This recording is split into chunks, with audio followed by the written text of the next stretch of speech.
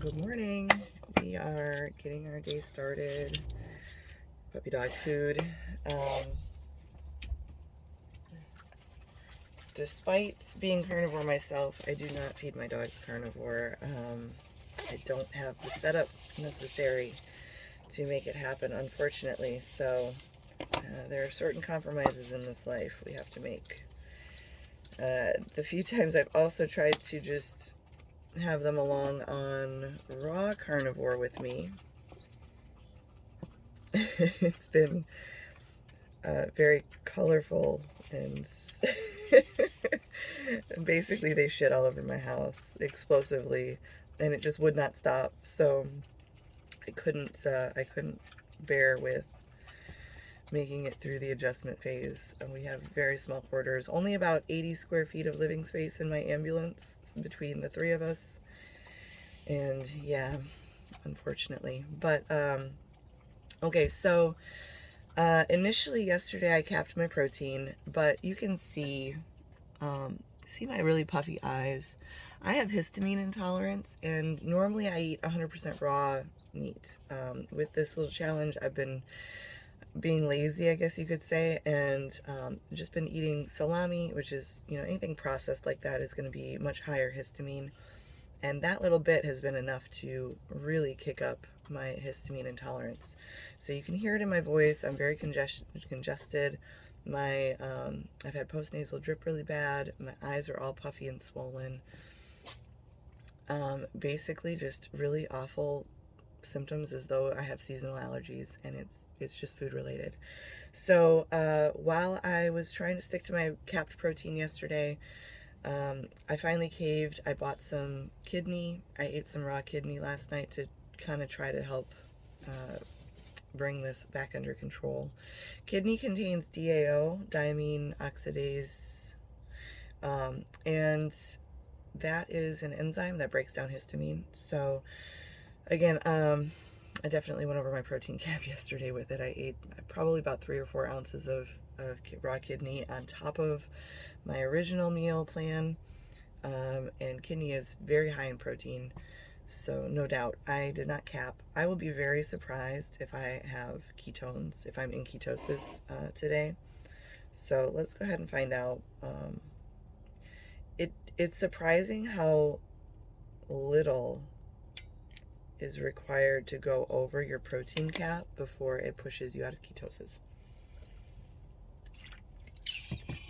So this is a point that can be very frustrating for some people, where they really struggle that, they're meeting their carbohydrate limitations, but they just can't seem to get into or maintain ketosis. They struggle back and forth.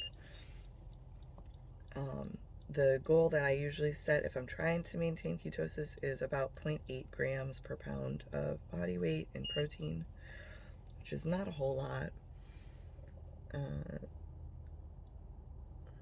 especially when the average person is kind of just aiming for about 1 gram per pound. But if you go to that high, 0.8. So I'm definitely out of nutritional ketosis. I am not certain I will try to make another video of going back into ketosis. I really want to get the histamine stuff under control again. It's a pretty miserable experience when you have a histamine flare. So, not only just the congestion, but I think what is most uncomfortable, I can feel the swelling around my eyes, and my eyes get much more sensitive to sunlight, and even like wind in them is very irritating. They tend to water a lot, and just in general feel itchy and miserable. But I think the earlier videos show, yesterday and the day before, show just how rapidly ketosis can be achieved when you cap your protein.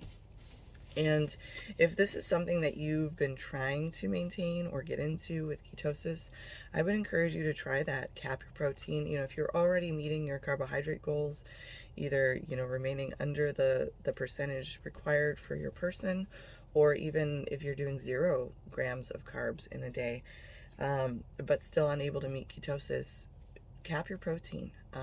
Measure it 0.8 grams per pound of body weight. That's about 1.6 grams per kilo. Is a kilo is about 2.2 pounds roughly, if you're using metric system. So again, I would encourage you to try that for yourself. And you know, it's kind of this thing that we have where we go, oh, well, this is fact. You know, we have a conversation about what is factual when it comes to nutrition and human biology based on nothing we know for fact. Is based on what we've been told by other people, what we've grown up believing, what we read in a headline on the internet, but not necessarily from personal experience. And really, as carnivores, we're all our own little guinea pigs. It's unfortunate in a way, but it's kind of the fact of the matter right now. A lot of things are not hard and fast rules. We don't know a lot of things, and that's okay. But staying open-minded, and I think holding on to that responsibility, you know, really being mindful of that personal responsibility, that if you are sharing information, really try your best to make sure it's information that you know as fact personally.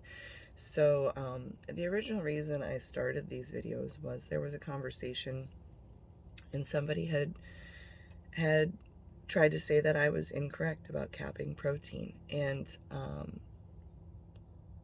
in that conversation, I tried to have dialogue with them about, based on, you know, what factual information they had from their own personal experience, and they couldn't provide that. The only information they could provide was basically information that had been regurgitated by many other people, and they were just parroting what they had been told and what they had heard in other groups and from other people. But there was no personal experience behind it, and they were trying to say that capping protein has absolutely no role in going into or maintaining ketosis. That person chose not to participate in this.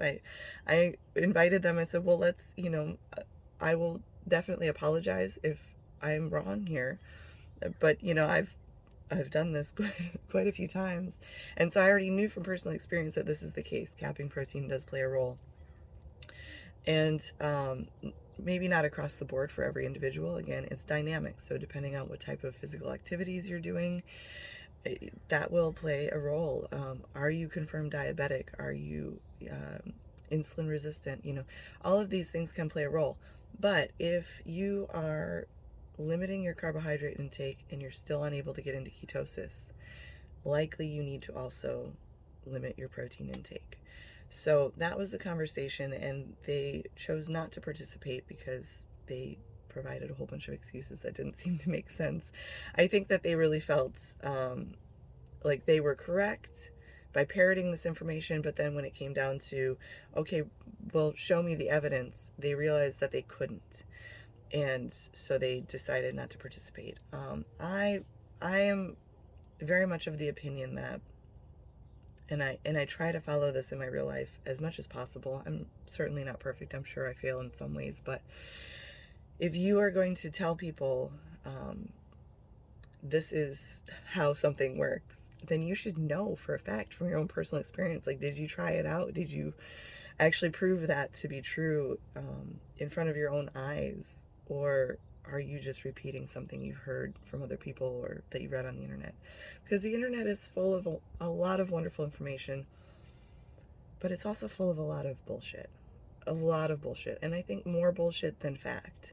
So it's important to me that you have that type of value system in place, particularly because in carnivore, so many people come into carnivore and they're sick, they're desperate, you know, their health is failing them. Excuse me. So you can see that, all that puffiness. Oh, it just drives me mad. But there are so many people that come to carnivore and, you know, they've been misled in so many different ways, and they have no idea what to believe or what's real or what's right, or, you know, what to try. And the internet is this endless rabbit hole of contradictory information. And then, you know, of course, they have their medical doctor telling them something completely different, and they might be going to a naturopath or a functional medicine doctor, so on and so forth. Who do they believe? And then if there are all these other people who are contributing just opinions, but presenting them as factual information, that just adds to the confusion, and it does a huge disservice to those people. I think that if we consider any of the people we're interacting with in carnivore groups or in person, as it relates to carnivore, as if we have a personal stake in our relationship with them, you know, that we care for them deeply and we want to see only the best for them. Well, is that how you treat the people that you care about the most, by just parroting random information to them? Or do you try to make sure that you give them the most factual, evidence-based information so that they aren't confused more? Hopefully, hopefully the latter. But again, I hope this was helpful.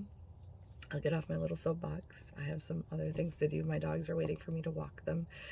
And what I might do, I might show just how quickly this histamine stuff resolves once I go back 100% raw diet. You'll have seen in my food logs in the earlier videos, I was still eating some raw, you know, like raw egg yolks. But it doesn't take a whole lot of histamine to give me a flare-up. So I'm really looking forward to resolving this. I hope you have a wonderful afternoon, and I'll see you around sometime.